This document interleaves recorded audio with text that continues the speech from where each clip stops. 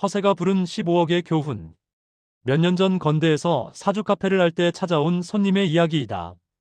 66세의 장씨 부부가 상담소 문을 열고 들어온 건 딸의 결혼을 앞둔 봄날이었다. 30년 넘게 고물상을 운영하며 현금 30억의 자산을 일군 그였지만 표정은 마냥 밝지만은 않았다. 선생님, 딸아이가 결혼을 하는데요. 초등학교만 졸업하고 어린 시절부터 고물장수로 시작해 묵묵히 재산을 모은 장씨. 그런데 사돈댁 부모가 모두 번듯한 고위공무원 집안이라는 사실이 그를 주눅 들게 했다. 고물상이라는 직업이 부끄러워서요.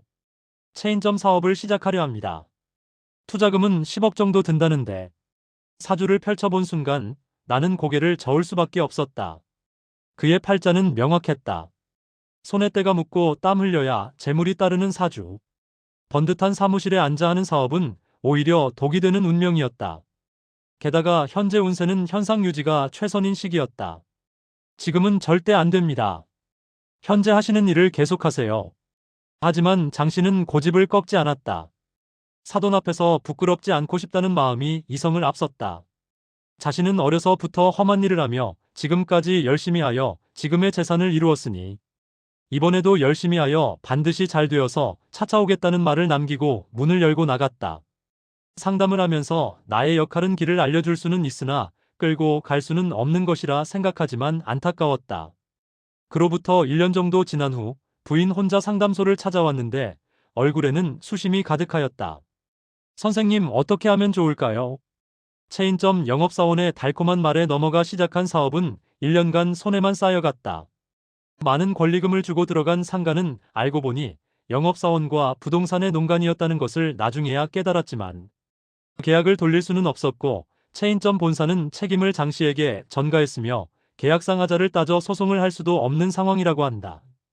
영업사원은 회사를 그만두고 연락이 되지 않았고 부동산에서는 모르쇠로 일관하니 결국은 장사를 접을 수밖에 없었다. 더구나 한 곳만 한 것이 아니라 두 곳을 하여 손해가 곱절이 되어 15억의 재산이 한순간에 날아갔다.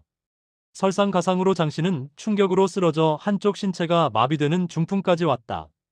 이제 우리 그이는 어떻게 되나요? 떨리는 목소리로 묻는 부인에게 나는 새로운 길을 제시했다.